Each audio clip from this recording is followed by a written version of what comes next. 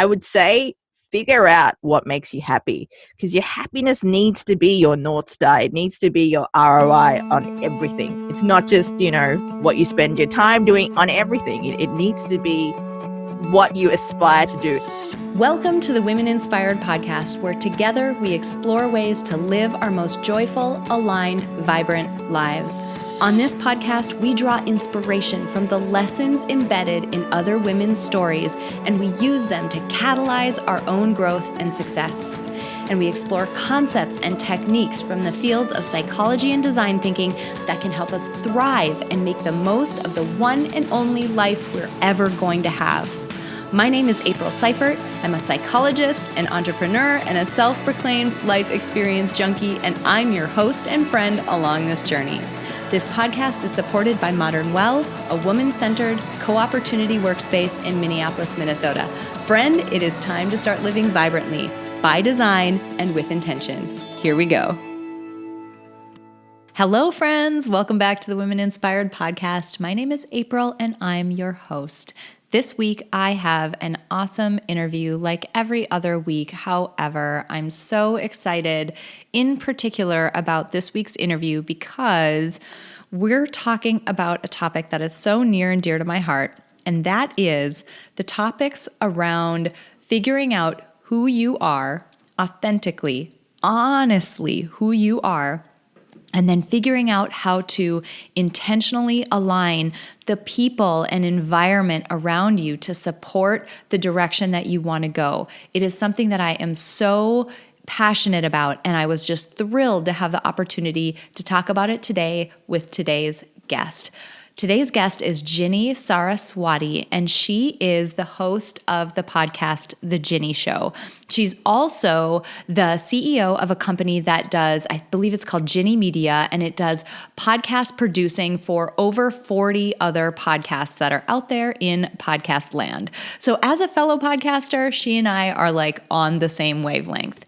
But the reason why I brought Ginni on was not necessarily to just sit and chat podcasts all day, which I totally could do, but it's because of her personal story. So Ginni was born in Sri Lanka, and she actually immigrated to Australia when she was 2. Now that set up an interesting dynamic between her family, who spent so much more time in Sri Lanka, versus her, who grew up primarily and for the most of her life in Australia. It set up a situation where the expectations that Ginni's family had didn't necessarily match who she was and the direction that she wanted to go with her life. And that's where today's discussion led. We talk about Ginni's experience in stepping into who she really is. There's some really, really valuable and powerful nuggets there. So I can't wait for you to hear that story. And also how she shed the guilt around the expectations that everyone else had for her because the direction she wanted to go just didn't match where they wanted her to necessarily be.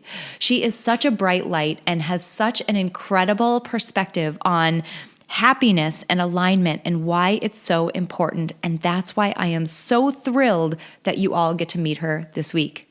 All right, you guys, let's roll my conversation with Ginni Saraswati. Ginni, I am so excited that you're joining us for this episode of the podcast. Thank you so much for being here. April, thanks for having me. I feel like I should be lying down on a couch because I heard that you are a therapist as well. So I feel that we're going to get really deep in this conversation. Well, you're 2/3 right. We are going to get very deep. Maybe lying on a couch would help. You never know. Get comfy. I'm a psychologist, but I'm not the kind that cares about people's problems. I do care about people's problems, but not the kind that can help you in a really clinical way through a therapy setting. So social cognitive, Gotcha. Whatever, psychology nonetheless. Enough about me, though. Let's dive into you. Tell my audience a little bit about you and just help us get to know you a little bit with your backstory before we dive into our awesome conversation today. Absolutely. So obviously with the name Saraswati, people like, maybe she's not from America or she sounds a little different. So April, I was born in Sri Lanka in a little town called Dehiwala, which is in the capital city, Colombo. Now, when I say that to Americans, they're like, where is Sri Lanka? So just to bring out the globe here, we'll go for a spin around the globe. It is an island off the coast of India. So it's a little tropical island that I was born in. I migrated to Australia when I was 2, hence the adorable accent that you're hearing on the airwaves now. Mm-hmm. And I grew up in Australia for about 30 years. I was obviously being a child of an immigrant family and obviously being a girl from Sri Lanka.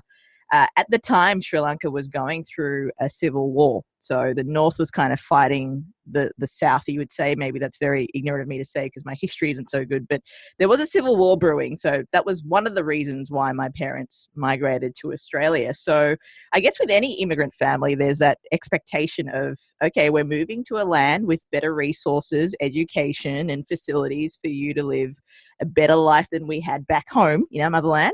So there are certain expectations that get laid out, but growing up in Australian culture, I found that my values were colored a lot by that culture, and I was a little bit more, I guess, open to exploring different things than what I was being shown or demonstrated around me. But I think for me, the key thing was that I'm still kind of stumbling through this process, but I am learning that the ultimate goal for me is to be happy and healthy and alive, obviously, for as long as I can be. So it's been a bit of a battle for me to get to where I am, but now I live in New York City now and I produce podcasts for a living. I produce over 40 podcasts for clients who are entrepreneurs and Fortune 500 companies. And it wasn't the life that my parents kind of thought I would have, being a doctor, lawyer, or engineer, but I'm doing what I love and I'm very happy doing it. Amazing. Amazing. Okay. Something I want to dive into right away. It was something that you said as you were, going through your background. You said that because, maybe because you spent more time in Australia, you moved when you were 2 and all of that, that you might be more open to other paths. And then, obviously you followed up with doctor, lawyer, and very traditional paths. Tell me a little bit about that. Like, what does your outlook look like compared to, people who may not have immigrated as young, or even maybe your parents or family?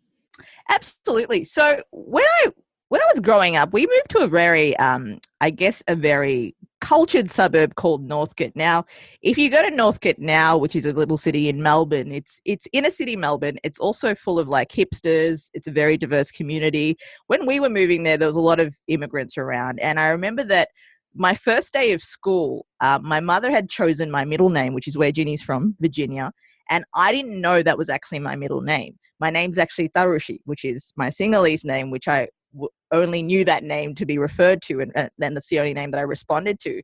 So when I was at school, the first day, I had my little backpack on and I was walking in. I'm like, wow, we get to wear a uniform. Everyone here looks different to me. I was probably one of the only few brown people. And I remember like one of the kids asked me, why are you brown? And I thought to myself, if Beyonce was around at this time, I'd have the perfect response to say, I woke up like this, but, she wasn't, so I didn't really have that kind of to go off. But I remember walking in and, the teacher was like, Virginia, where's Virginia? And I just did not turn my head. And then eventually I knew, okay, well, this is my name. And from there I knew, okay, I'm a little bit different. And I didn't know how far that different term would stretch. And I think, things like, I played a lot of sports when I was a kid. I dabbled into the arts. I did performing arts. I did radio. And also, eventually I began to realize a change in my sexuality because marriage is such an integral part of a Sri Lankan culture. And I guess especially for a girl. So, when you're in a Sri Lankan family too, marriage is one of those things that it's a topic of conversation. It's not just a stage in a girl's life. Like when you catch up with your family or your relatives, they ask you, are you married? And if you're married, they'll ask you how many kids you have. And if you have kids, they'll ask you, what your kids do and what they study and then what they do for work. So all those things are kind of really attached to your identity. So I knew from a very young age that marriage to a man wasn't something that I wanted to pursue. I actually realized from a very young age that I was attracted to the same sex. So that was kind of a battle in itself. And obviously Australian culture, even though, marriage equality only passed 2 years ago, it was still a little bit more warmer to same-sex relationships. Sure. And that kind of thing. Whereas Sri Lanka is a total opposite. I believe there's still like a 20-year imprisonment for being homosexual there. So that was also another thing that I had to kind of, when my values were colored, I had to really kind of go through, not necessarily therapy or anything like that, but I had to go through a real journey to accept that about myself and overcome the guilt that I needed to accept that about myself. Totally. So this brings up actually some interesting psychological things that I've talked about it a bit on the podcast before, but it's so relevant to what you just said.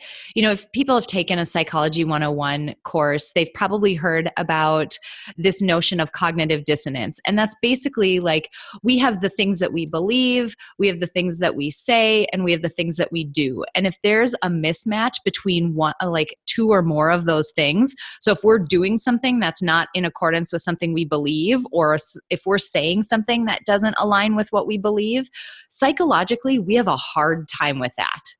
And that seems to be aligned with what you're saying. Like, if you had to live in a way that mimicked or made people believe that you were heterosexual when you weren't, your behavior was not in accordance with your true identity, the beliefs you have about yourself. There's a mismatch there. And that's so hard for people. Like, that's so difficult. And then you throw in cultural expectations and it's like, blech. Like, how did you, how did you have the courage and just the wherewithal to recognize that, okay, hey, there's a mismatch here. And maybe that was obvious because you mentioned like from young on, or from a younger age on, you knew that you were homosexual, but even like the ability to step outside of the career track that your family might think you had, any of those things, like how did you recognize that and then have the courage to move forward down a different path than your family would have expected you to go down? I think that you mentioned two key things there. One, accepting and realizing that I was homosexual. And the other thing was, pursuing a path that was somewhat non-traditional in both ways, really. Regarding like knowing that I was homosexual, I knew when I was about 4 or 5, and I knew that I was different from everyone else because I remember a lot of my like school friends were like chasing boys, and, it was like, oh, boys have germs, and but really secretly what they meant to say was, I have a crush on this boy. But what happened was I looked at that. I'm like, I'm different. I'm not like that. I didn't understand to the extent of what that meant. Obviously, I realized when I was older what that meant. But, when I was 18, when I came out of the closet, I kind of joke around and say I stepped 1 foot out of the closet and said, hey, I'm bisexual, because I was holding on to that identity that my family had probably envisioned for me to, have a wedding to a man, to have kids the traditional way. So it was based on fear, me putting that foot out of the closet saying, hey, I'm bisexual. Really, I wasn't. I was very much aware that I was attracted to women, but I was holding on to that too. And I went to Catholic school. Like, I went to Catholic school, both primary and secondary especially an all-girls Catholic school. There was a time where I did have a crush on a female teacher, which spread around the school. And that kind of, I guess, fear that you feel because you see these people every day. It's a little bit different in the real world, I guess. Like, you see these people every day, and there is this expectation that you need to be civil or nice to them to get along because you're going to spend the next 6 years together. I was scared that I would be judged and that kind of thing. So I just buried it. But when I left school and I came out as bisexual, I kind of felt that, okay, this kind of still gives them the hope that'll get them off my back. But like what you mentioned, April, it wasn't true or aligned with who I was. And as I started, going out and, having lots of gay friends and exploring radio and that kind of thing, I knew, no, I'm not bisexual. I'm actually homosexual, and I identify as lesbian, and I am attracted to women only. And I remember having a conversation with a certain family member when they found out I was gay. She actually said to me, I don't mind if you're gay, but I just don't want you to be that way in public. And that was very much tied to what I was doing for a living. So I had a TV show back in Australia that I hosted a segment on every Monday night. And this particular channel that show was on, a lot of Sri Lankans were watching that show, Channel 31.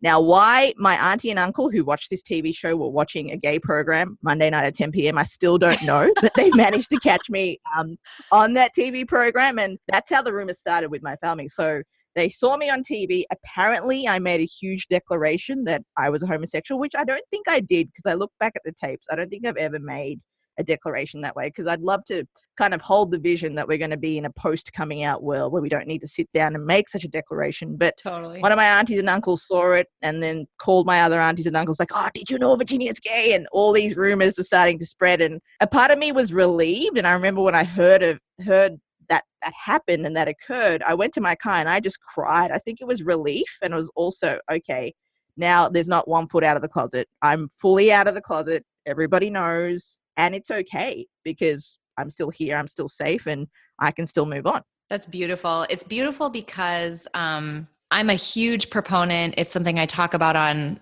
almost every episode I end up here, but I'm a huge proponent of people living in alignment with whoever it is that they are. And ultimately, like, sometimes this manifests or comes up around the tolerance that somebody has for risk. Like, do you want to be an entrepreneur? Do you want to work in a traditional 9 to 5 job? Ultimately, I don't care. I just care that you are self-aware, that you're brutally, brutally honest with yourself about who you are. You don't, in the beginning, especially, and it, I think applies here too, in the beginning, as we're coming to terms with pieces of ourselves that others might not agree with or others might not accept right away. So certainly the experience that you described, but I think it parallels a lot onto other experiences that people would have that are outside of that domain. But as we start to come to terms with those pieces of ourselves that others might not be as excited about, I think it's so important, even in the beginning, even if you don't tell anyone else, to be completely brutally honest with yourself, because you can't, there's no movement unless you do that. Like, there's no way to sort it out and to figure out what your next steps are going to be unless you are. And the funny like analogy I always make is, what if you had a couple of extra glasses of wine? How honest with yourself would you be then? Like, your inhibitions are down. What are you going to admit to yourself? Like, you're going to be willing to say things like, I'm a lesbian and I hate my job and I married the wrong person, and really blunt things like that, right?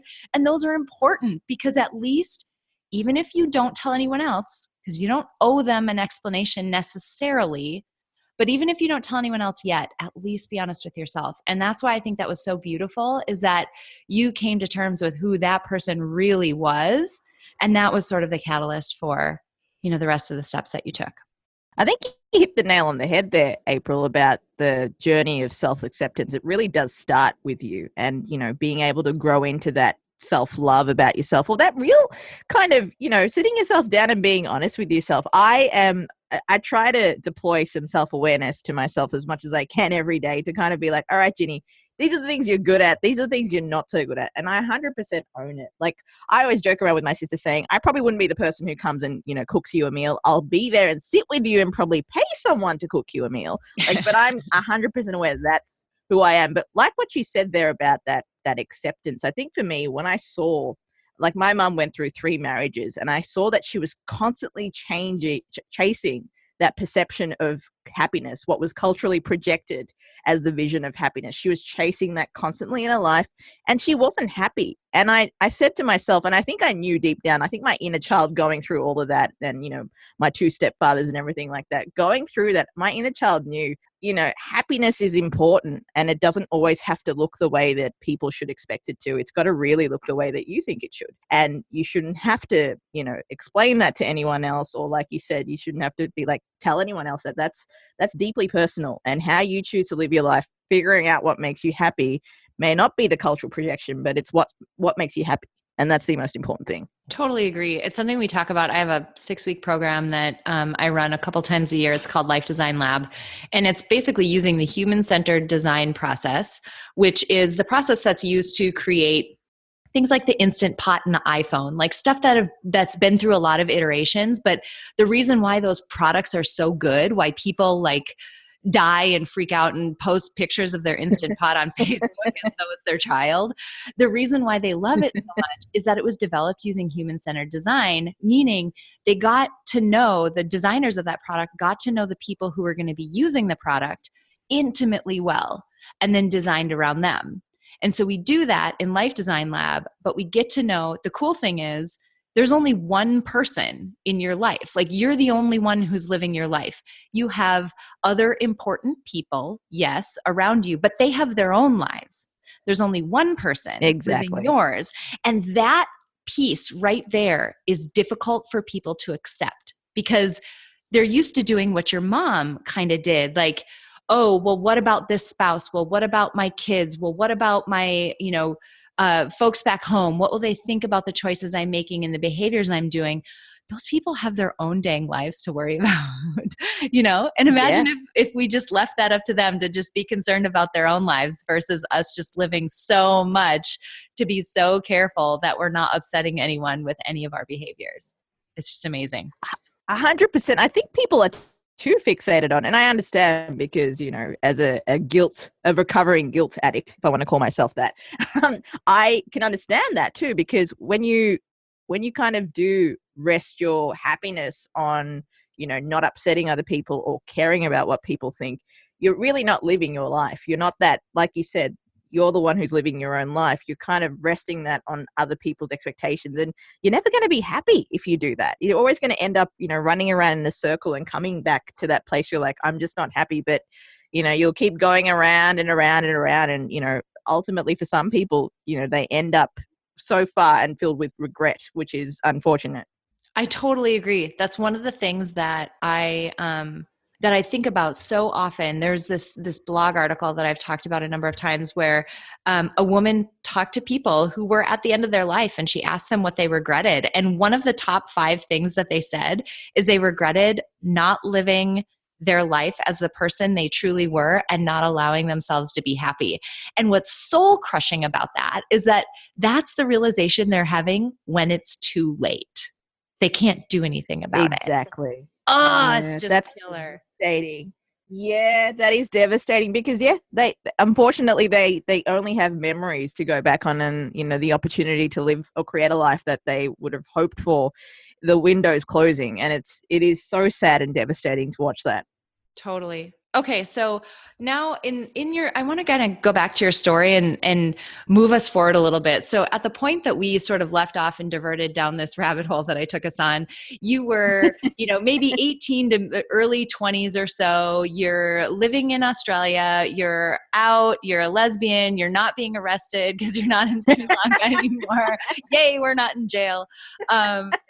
At some point, your career started to go down a very individual path. Can you talk about that a little bit? Yeah, sure. So when I graduated, so I went to university like every good Sri Lankan girl did. I was really fascinated about my university path because I didn't know there was an option to take a gap year. I didn't know that you didn't have to go to uni. I thought it was just something that just happened, like, hey, I'm turning 15, so I'm going to go to university. Because when my mum kind of laid it out to me, she's like, you go to school, you get an education, you go to university. So I thought that was just a done deal.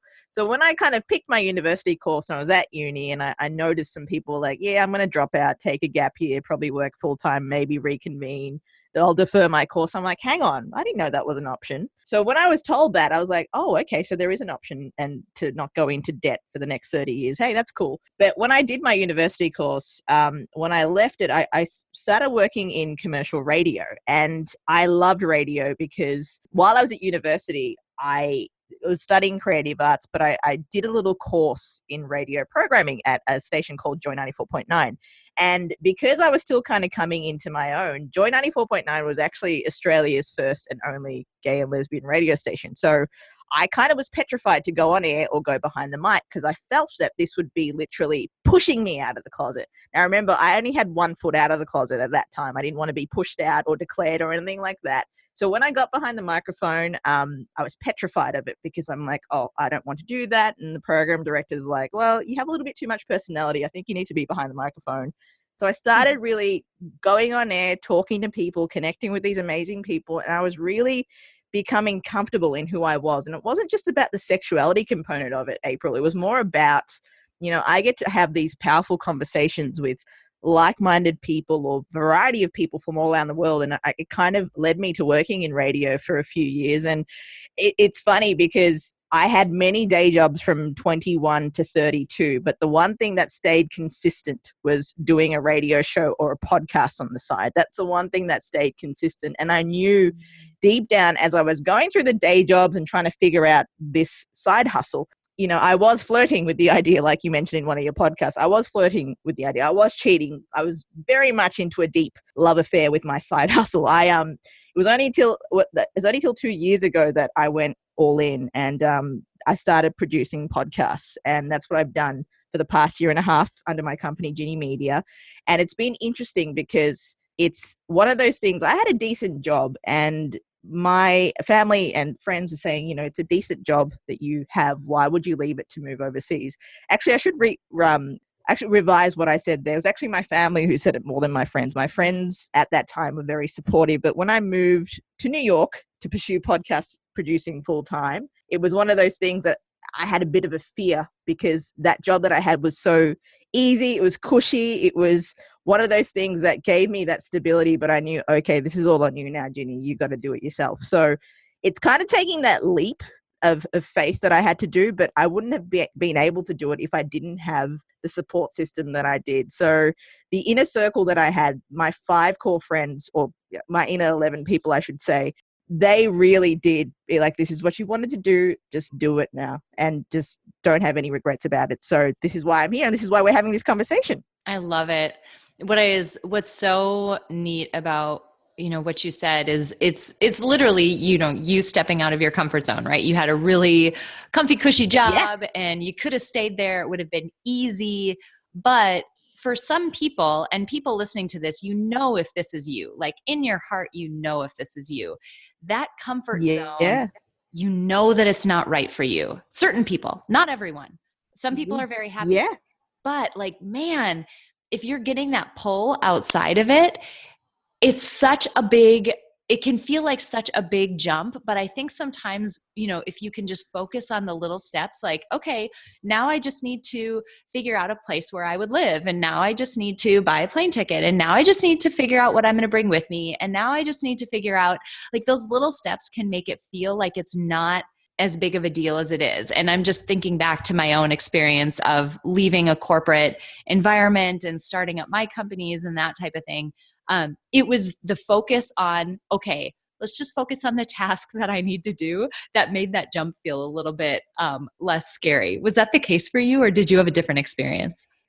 No, it was interesting to what you said there, because I remember while I worked this job, so I was working in aerospace. I was building wings for the 787 Boeing Dreamliner planes, and it was a fascinating job to an extent. I knew what I was doing day in, day out, but it just didn't. I don't know how to say this, but like one of my housemates here in America says, it didn't move my flaws. I think what she meant was it didn't really, it didn't really give her that fulfillment or that drive or that waking up saying, hey, I'm waking up purposeful and I know exactly what I'm doing today. It just didn't give me that earth-shattering kind of drive. And I remember during that time, Oprah visited Australia, and there's nothing like, I think a girl in her life should go and see Oprah talk live if they can. So I remember going to see her talk, and she brought up this story where Oprah, I think, got her first job on TV and she was making $22,000 a year, and her friends and family around her were saying, wow, $22,000, that's a lot of money. You're not going to find a job like this. I was getting told the exact same thing about my current job. And I was like, I can see the merit in that and I can value what they were saying. But Oprah knew deep down there was something in her was going, no, this isn't going to be my be all and end all. There's going to be more in my life. And that's 22,000 is probably what she spends a week on lunch, I reckon, April. But it's just one of those things that when that kind of triggered in me when I moved, it was scary, like thinking I also moved to another country. It wasn't just like, hey, I'm going to quit my day job and, I'm going to start this. I moved to a whole other continent, like 21 hours away from the city that I grew up in, that I've known, the coffee that I love, everyone that I know my whole life. So there was that fear, but there also was that excitement, because I knew now that everything was like a blank canvas for me, and my inner child was super excited because now I could do what I was meant to do, and that is create. And that's what I do day in, day out now. And, I haven't looked back since. So, flirting with my side hustle now, like I'm locked down into a marriage, April. This is for life. See, you got married. Congratulations. You're officially whole. You got married. Your side hustle. I love it. That's awesome. Okay. So you also mentioned this notion of what helped you do that was your inner circle.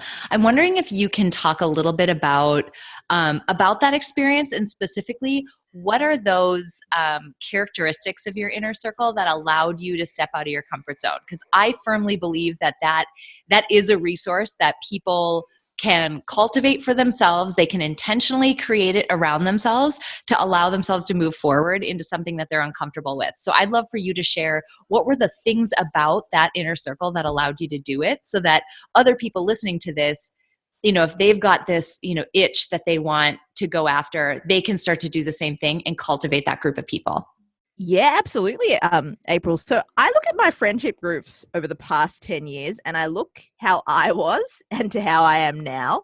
And, I've gone through a couple of cycles of friendships. There've been a couple of friends who've stayed the whole time. But I remember in my early 20s, because I was in that discovery phase and I was kind of in that, like, igniting my path to self-love, really.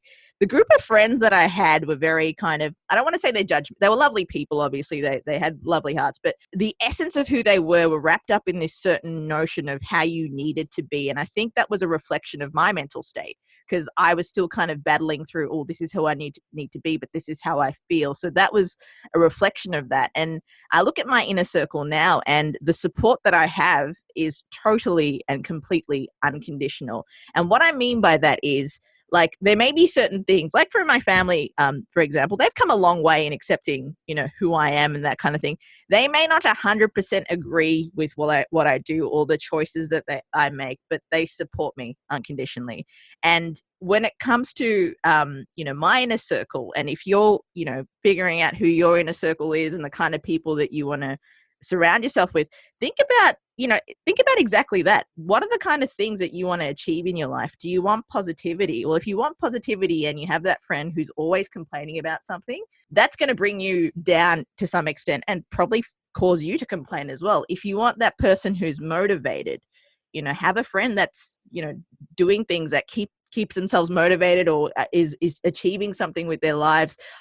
In my life, when I look at my core 11 people or my core 5 people, there's things about them that I admire and that I aspire to be. And those are the people who keep me grounded in that particular notion. So, as I mentioned, one of the big things is the unconditional support. And I think that's something that is very rare to find, because people have their kind of visions and expectations and beliefs of how things should be, or a projection of how things should be. But some people who are open to accept who you are will pave the way to accept you as yourself too. So I think that's a big cornerstone. And, there's that quote out there that says you're the sum of the 5 people that you spend your most time with. I 100% agree with that, because I think Rumi had a quote. Maybe it's not Rumi. I'm paraphrasing this really poorly, but Rumi said that your environment is stronger than your will. And I 100% agree with that too. I think, your group of people that are in your inner circle can propel you forward or drag you down.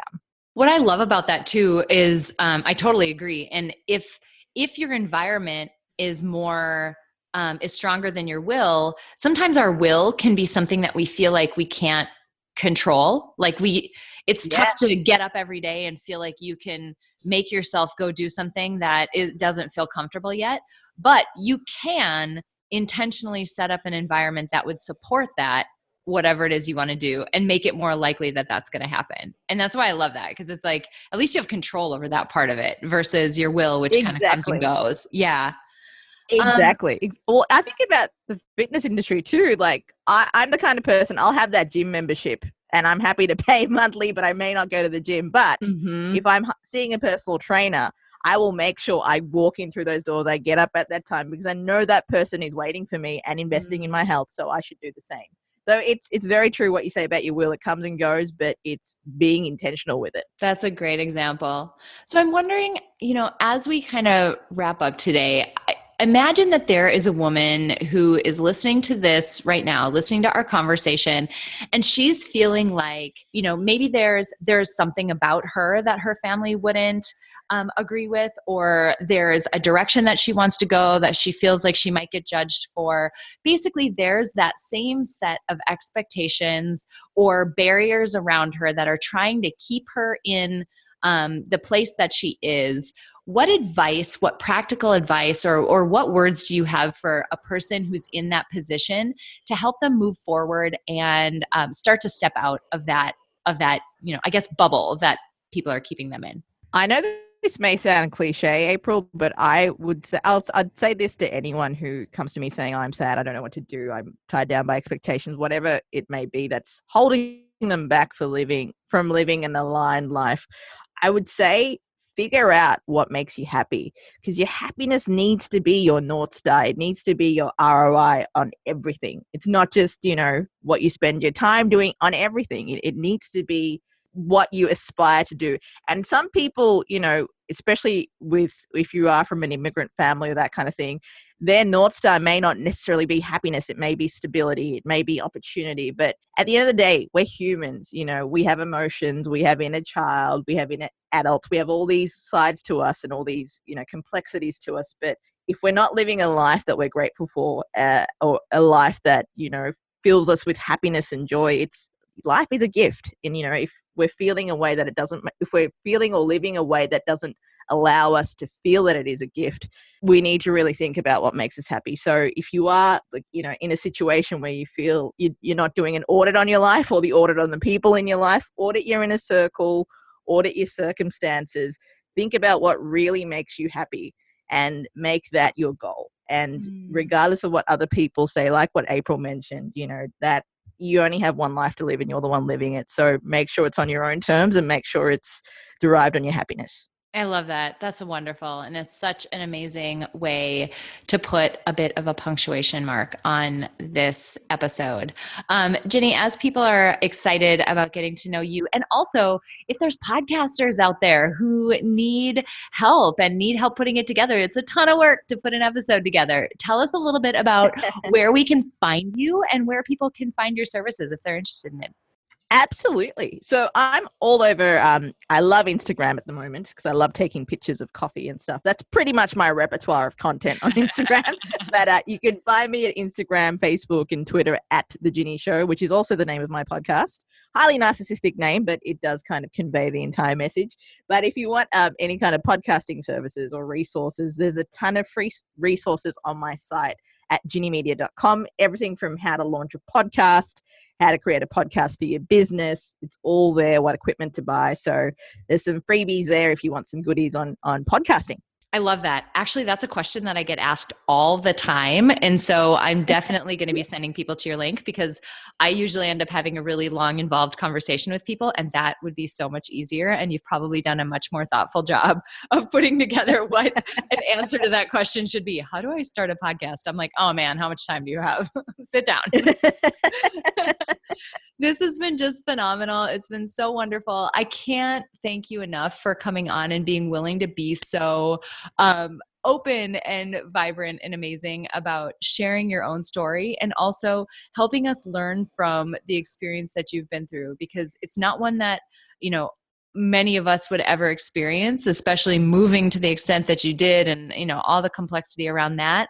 But there are such parallels between your experience and what all of us experience day to day. And it is just so valuable when somebody's willing to be so open and come on and share, what they've gone through. So thank you so much for being here today. April, thank you. It's been an absolute pleasure. You ask such wonderful questions and they're so insightful. So thank you for being such a wonderful host and allowing me to share the platform that you've built for yourself. So thank you so much. There you have it, friends. My conversation with Ginni Saraswati. Was I not right? Is she not just the brightest light, like the most vibrant, awesome person that you could possibly get to meet and talk to this week? She was just fabulous. And I loved the direction our conversation went because it just hit on so many topics that are so impactful for all of us. And I want to hit just a few of them. I'm going to hit 4. I'm going to go a little rogue. Usually I hit 3, but I'm going to hit 4 because there was such amazing stuff in this conversation. Number 1, Ginni talked about not stepping out or really not stepping into the person that she really was, specifically around coming out as a lesbian. She talked about, coming out as bisexual at first, like maybe 1 foot out of the closet, not fully out. And it was fear that was holding her back. It's interesting because if you put that together with this notion of cognitive dissonance, it's fear that's holding us in that cognitive dissonance state, and it's to our own detriment. I mean, fear is there to keep us safe, right? Fear is there because it wants to alert us when something is potentially harmful for us.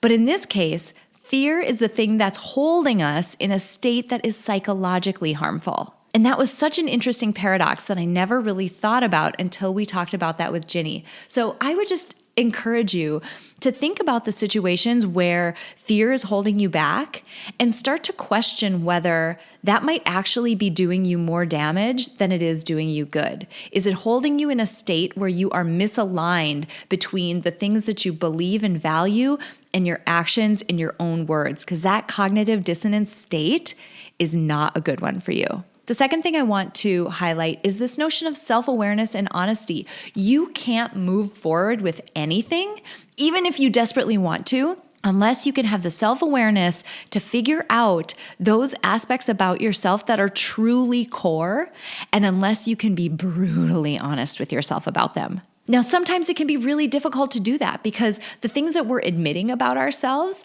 saying, I'm a lesbian, I hate my job, I'm not in the right relationship, this isn't the right direction for me, those are so difficult because we can experience sunk cost. We can feel like, man, I've put in all this effort. I can't believe I'm going to, throw it all away now. Oh my gosh. But to move forward, you have to be able to do that with yourself. You have to have the courage to have the self-awareness and honesty to truly figure out who you really are before you can move forward and start to design the circumstances that will let you live fully as that person.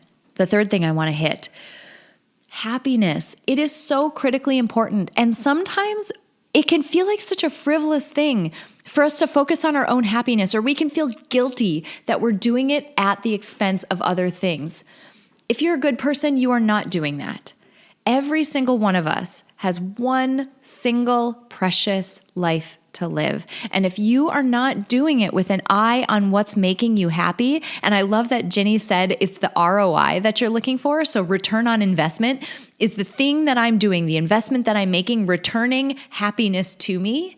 It was a beautiful way of describing it that I haven't heard anybody else say. If that's not happening for you, really question whether you're on the right path.